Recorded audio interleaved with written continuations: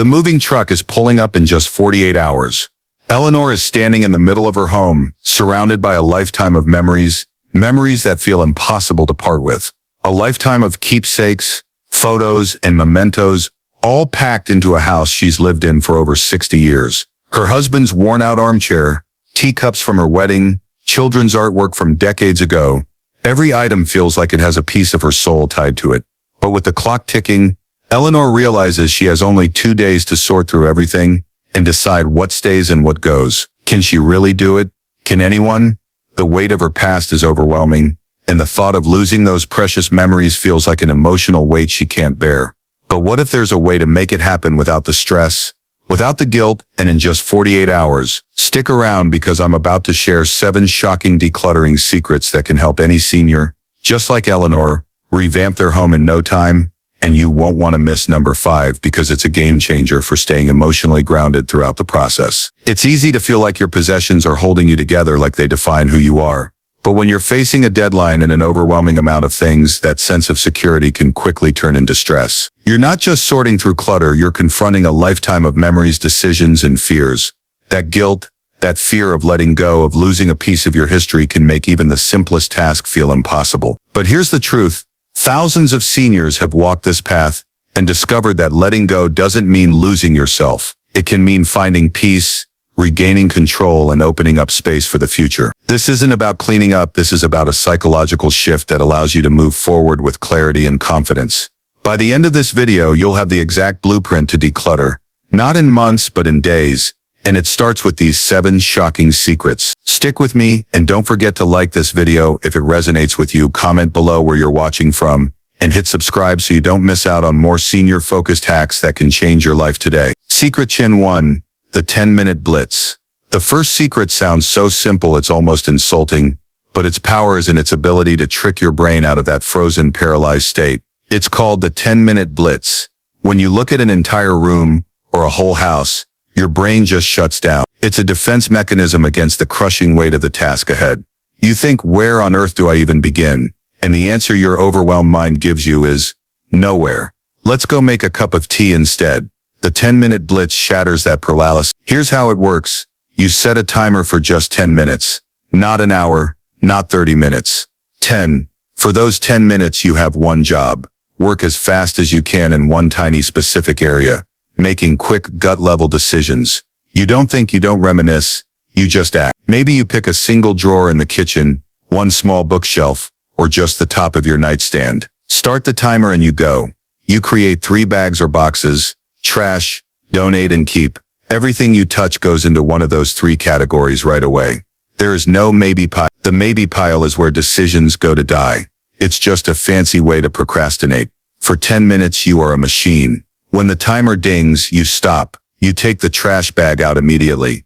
You put the donate box by the door. You put the few keep items back where they belong, in their nice clean space. And then you walk away. What's so shocking about it? It's not about how much you clear in those 10 minutes. It's the psychological win. You've just proven to yourself that you can start. You've created a tiny island of order in a sea of chaos. This small win gives you a little hit of dopamine, that chemical of reward and motivation. It builds momentum. An hour of decluttering can feel like a marathon you haven't trained for, but anyone can handle 10 minutes. Do 2 or 3 of these blitzes during the day, and by the end of it you'll have decluttered for a good chunk of time without ever feeling that exhaustion or mental drain. You're not just clearing clutter, you're rewiring your brain to see this huge task as a series of small, doable sprints. Secret Chin 2, the 3-bin triage system. Now that you've broken through that initial paralysis with the 10-minute blitz, it's time to get a system going. Secret number 2 is the 3-bin triage system. This is where we shift from a sprint to a more structured workflow. But the main idea is the same: speed and being decisive. In any emergency room, a triage nurse doesn't sit down and get the patient's whole life story. They quickly assess and sort based on what's most urgent. You are now the triage nurse of your own home. Your clutter is the patient, and the goal is to stabilize the environment as fast as possible. You'll need 3 big separate bins. You can use boxes, laundry baskets, or even different colored tarps on the floor. Label them clearly. Home free. This is for anything that is definitely leaving your house. This means trash, recycling, and donations. Don't make it more complicated than it needs to be. If it's not staying, it goes here. Whether it ends up in a landfill or a donation shop is a decision for labor. Right now, its only identity is not staying. This simple choice, staying or going, is key to keeping your momentum up. 2. Family and friends. This bin is for things you think a specific person, a child, a grandchild, a friend might truly want or need. This is not a guilt box for things you think they should want. It's for items you have a real reason to believe they'll cherish. We'll talk about how to handle this box later, but for now it's just a holding pen. 3. The memory box. This is for the really sentimental stuff. The things that stop you in your tracks and bring up a flood of emotion. These are the objects that feel impossible to part with, because they're so tied to who you are and where you've been. Instead of letting these items stop your progress in every room, you're going to give them their own special, honored space. This could be 1 or 2 sturdy boxes with lid. As you move through a room, every single thing you pick up must go into one of these 3 bins, or be put back in its designated keep spot if you use it all the time. The trick is to not get bogged down by sorting this way. You're separating the practical decisions from the emotional one. Home-free items take very little emotional energy. Family and friends items delay a conversation, but not your progress. And by putting the most heart-wrenching things into the memory box, you're acknowledging their importance, without letting them stop the whole operation. You're telling yourself, I see you, I honor you, and I will give you my full attention later. This triage method lets you clear huge amounts of space quickly, because you're not fighting with every single memory at once. You're isolating the emotional hotspots, so you can deal with the rest of the house efficiently. Secret Gen 3, the stranger's eyes technique. This next secret is a powerful mind trick. It's called the stranger's eyes technique, and it's meant to create just a little bit of emotional distance between you and your things, which helps you make more logical choices. When you look at your own belongings, you see more than just the object. You see the person who gave it to you, the event it represents, the money you spent, or the future you imagined for it. An outsider doesn't have that baggage. A stranger just sees it for what it is. A vase, a stack of papers, a sweater. Here's how you do it. Stand in the doorway of a room. Take a deep breath. Now pretend you are seeing this room for the very first time. You're a professional organizer, a home stager, or maybe someone thinking about buying the house. What do you see? You don't see Aunt Carol's lamp.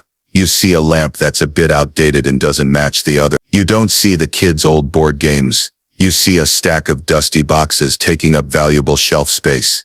This mental shift can be surprisingly effective. To take this a step further, you can ask a friend or family member to help, but with one specific rule. They are the ones who hold up the items. You sit comfortably in a chair, and they bring things to you one by one. By not physically touching the object, you create a small but crucial buffer against the flood of memories. Your job is simply to give a command: home free, family and friends, memory box, or key. This division of labor can speed things up like you wouldn't believe and cuts down on emotional exhaustion.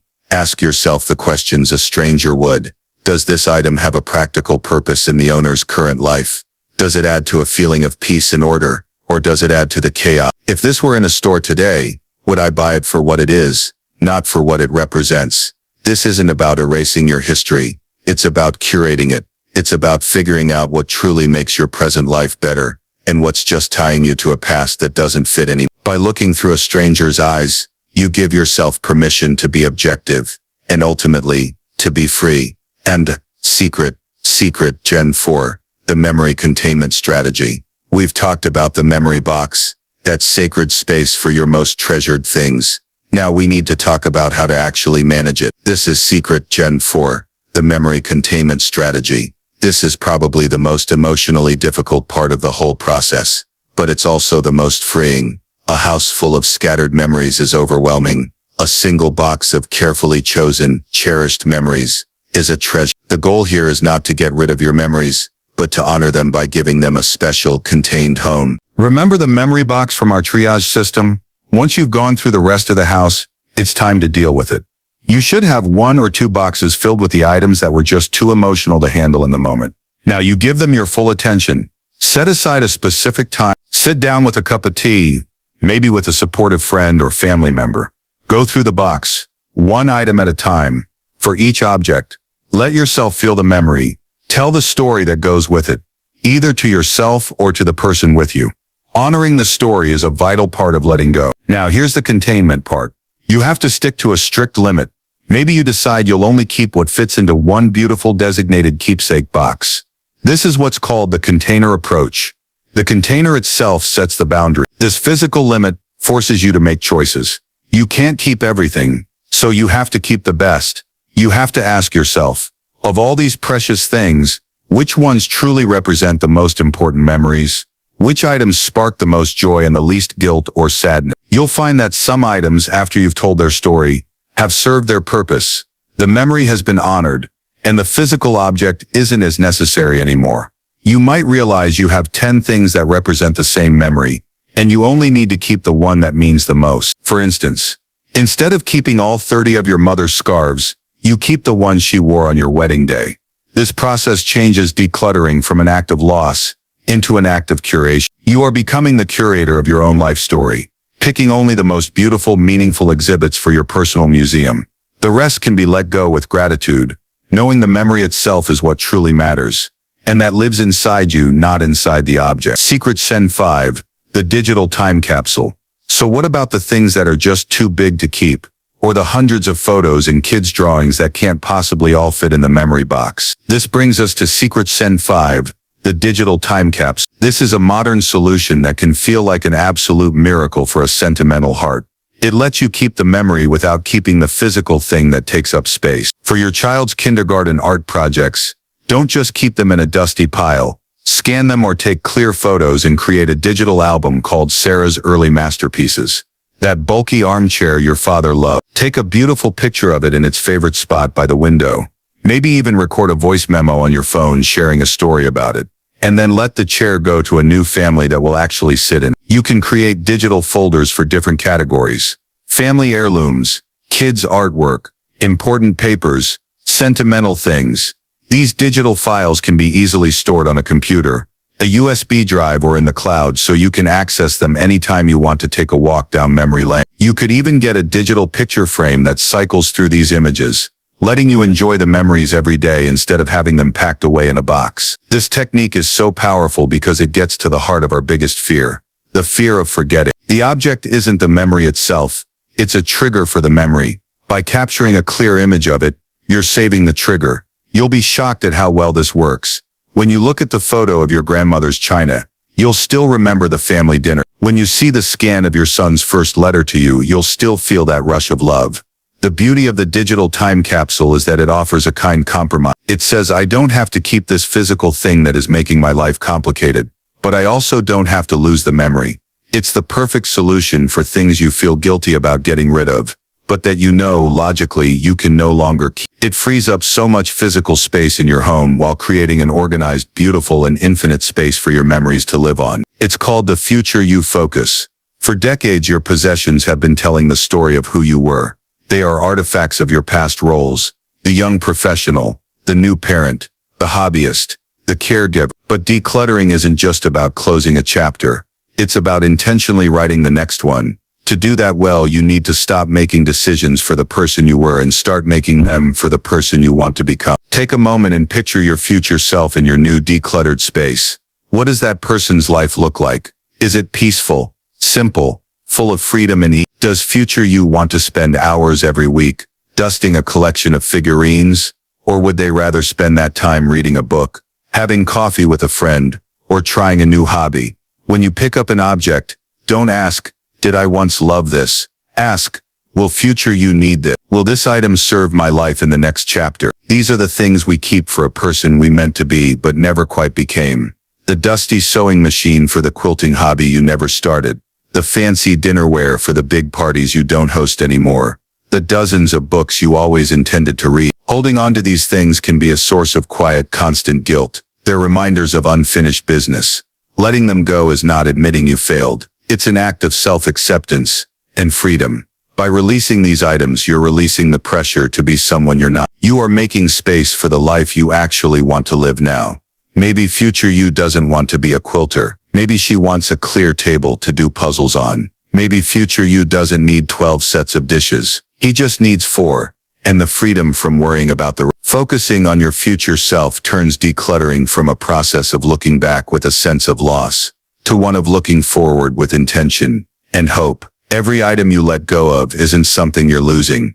It's a choice you're making to give your future self the gift of space, time, and peace. You are literally clearing a path for the next beautiful phase of your life. Secret Sense 7. The Gratitude Release Ritual. The final secret is all about closure. After all the hard work of sorting, deciding, and letting go, you need a way to process the emotions and end the journey on a positive, peaceful note. This is the Gratitude Release Ritual. It's a simple but deeply meaningful act that transforms the pain of parting with things into an experience of gratitude. This idea, made popular by organizing experts like Marie Kondo, suggests that before you let an item go, you should take a moment to genuinely thank it. This might feel a little silly at first, but it's a powerful psychological tool. When you look at an object and feel a pang of guilt or sadness, that emotion can get stuck. By consciously replacing it with gratitude, you change your brain's response. Hold the item in your hands one last time. For a piece of clothing you're donating, say,